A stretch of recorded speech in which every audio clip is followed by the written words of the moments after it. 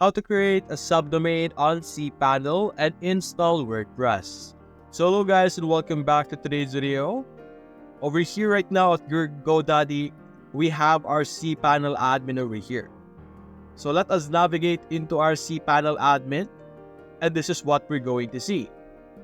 To be able to create our own domain or like subdomain, simply scroll down a bit and click on the domains over here. Over here, you will be able to have the option to create a new domain. In this section, this is where you will be able to create your domains.